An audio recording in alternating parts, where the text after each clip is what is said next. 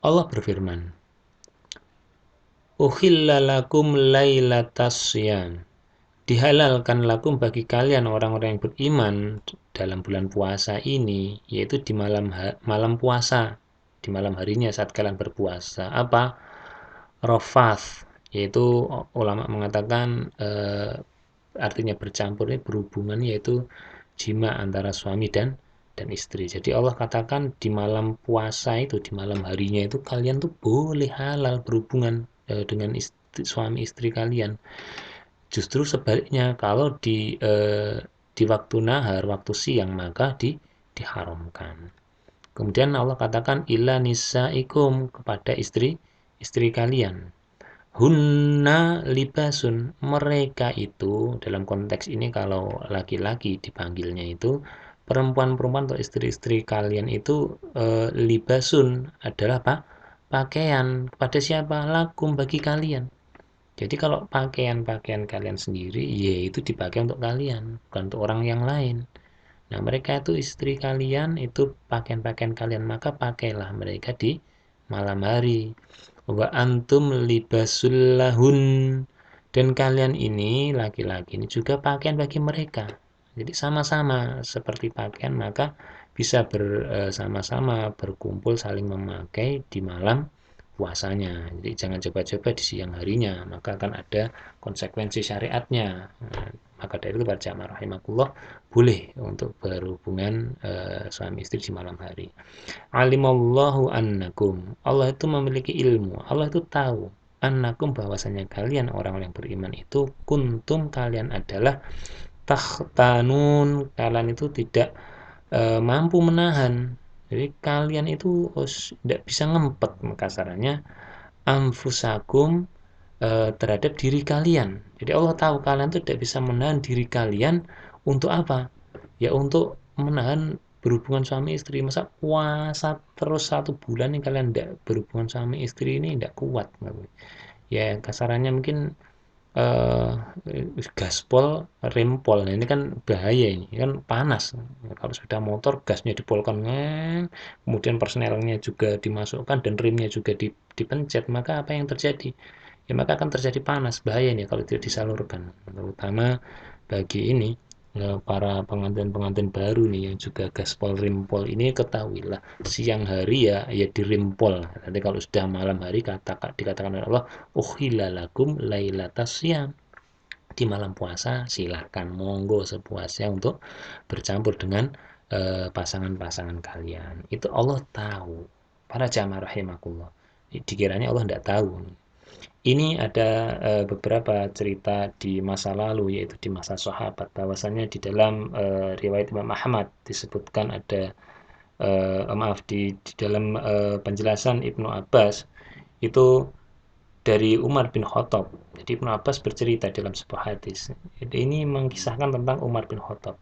Jadi Umar bin Khattab itu pada malam harinya itu, setelah dia tidur malam, artinya setelah buka puasa, setelah sholat malam itu, kemudian dia tidur. Nah, pada malam harinya dia menggauli istrinya. Dan dia mengatakan kepada Rasulullah, ya Rasulullah, kalau seperti ini boleh apa tidak? Seperti itu. Dan di dalam riwayat yang lain ada seorang laki-laki dari kalangan Ansor bernama Sirmah ibnu Qais. Dia itu seorang laki-laki pekerja keras. Dia itu kalau siang hari kerja sambil puasa. Bayangkan ya, dia kerja keras sambil puasa. Mungkin kasarannya ya kayak kerja kuli gitu, mungkin sangat keras. Kemudian dia pulang ke rumah di sore hari. Kemudian dia tuh saat maghrib itu, sebelum sholat isya itu dia tuh ketiduran.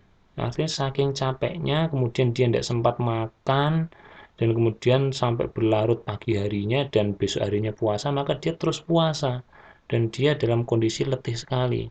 Dan dalam kesempatan yang lain Rasulullah bertanya, wahai Sirmah, ngapain kamu kok kelihatan sempoyongan? Ya dia cerita, ya Rasulullah, saya tuh kemarin tuh seperti ini, kerja keras, sore pulang, akhirnya malam ketiduran, tidak sempat makan, tidak sempat ini, tidak sempat itu, paginya harus kerja lagi, puasa terus, akhirnya dia letih. Dan dalam riwayat yang lain dikatakan sampai saat sore hari, tatkala Sirmah ini masuk rumah, dia itu mau buka puasa, oleh pasangannya disiapkan makanan. Tatkala mau menyiapkan makanan ini kan perlu waktu.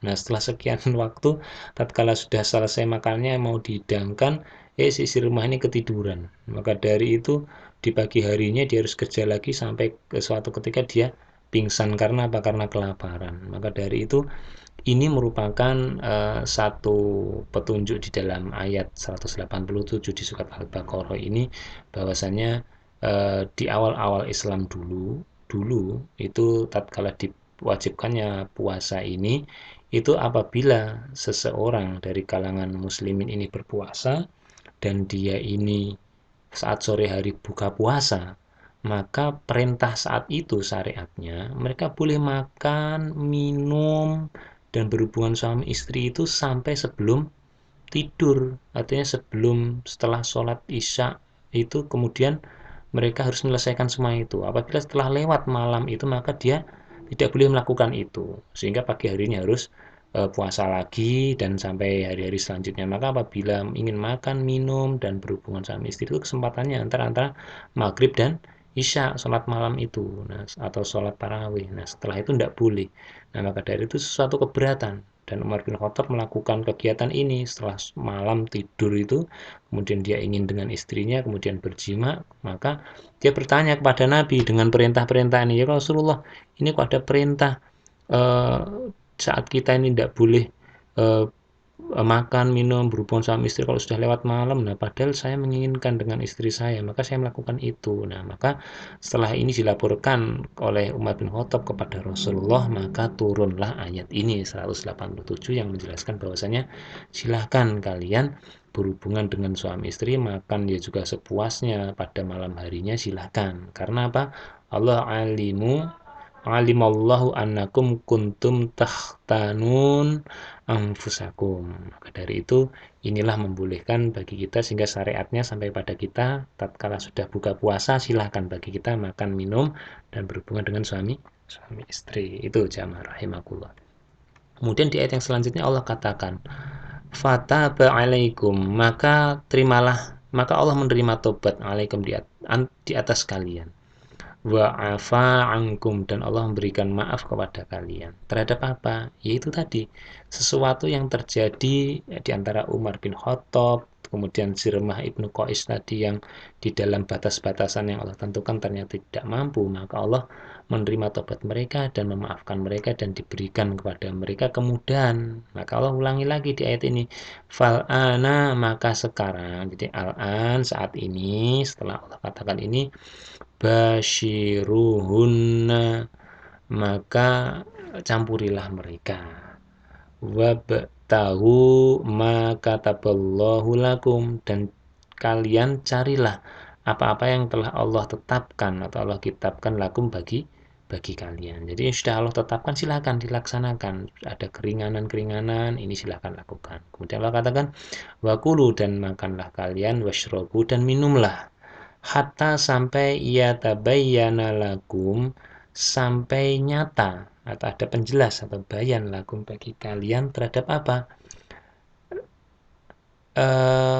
Benang putih. Jadi Allah katakan hatta yatabayyana lakumul khaytul abyad. Kalian boleh makan dan minum di pagi hari menjelang subuh itu kalau sudah jelas bagi kalian perbedaan benang putih minal khaytil aswad, dari benang yang merah. Artinya perbedaan malam dan pagi. Maka dari itu oleh Allah katakan itu terjadi minal fajar, pada waktu waktu fajar. Para jamaah rahimakumullah, di ayat ini Allah menunjukkan bahwasanya batasan orang harus haram makan dan minum termasuk mencampuri istrinya mereka itu adalah tatkala jelas perbedaan di langit itu batasan mana benang putih dan benang hitam. Jadi di langit itu ada perbedaan warna. Warna langit yang gelap pada malam hari itu kalau dalam bahasa kita gelap gulita, ya, gulita.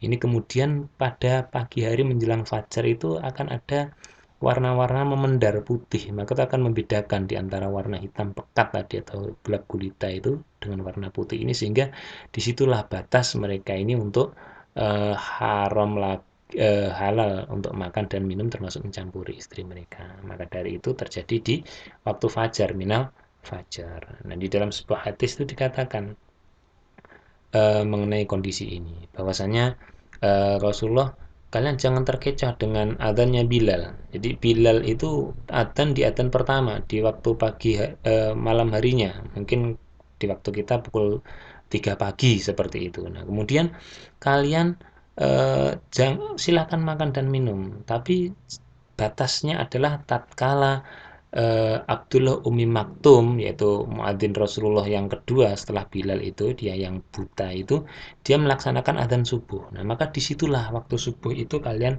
haram lagi untuk melaksanakan semuanya itu. Maka dari itu, dari kejadian adzannya Bilal, kemudian juga Abdullah Umi Maktum itu menunjukkan bagi kita ada dua kondisi fajar. Waktu fajar itu ada dua. Yang pertama itu fajar kadzib, fajar yang palsu. Oh, fajar etok-etokan seperti itu. Nah, itu waktu batas akhirnya orang itu untuk segera bangun dan kemudian melaksanakan sholat malam dan juga dia mau mau makan. Nah, kemudian ada fajar yang kedua yaitu fajar sotik, fajar yang benar-benar. Maka disitulah yang dikatakan fajar itu adalah waktunya waktu subuh, dan di waktu subuh itulah adalah haram bagi kita untuk makan, minum, dan mencampuri istri kita. Jadi perkara imsak itu tidak masalah. Ada orang teriak-teriak imsak, imsak, silakan kalian makan. Haramnya makan batasannya itu adalah tatkala apa? Fajar sotik, yaitu fajar yang muncul sebagai penanda masuknya waktu subuh. Nah, maka dari situ kalau ada muadzin Allahu Akbar, Allahu Akbar, nah itu sudah batasan haram bagi kita untuk makan dan minum. Dan sebagai pembahasan, mungkin tatkala panjenengan mendengar ada seseorang teman panjenengan berkenalan, perkenalkan nama saya Fajar. Nah, Fajar siapa? Nah, mungkin Bapak bisa bertanya, maaf, Bapak Fajarnya itu Fajar Sotik atau Fajar Kadib seperti itu. Karena kan Fajar ada dua, Pak. Yaitu guyonannya para jamaah rahimakumullah. Nah, itu adalah satu petunjuk dari surat Al-Baqarah ayat 187, dan selanjutnya akan kita lanjutkan lagi.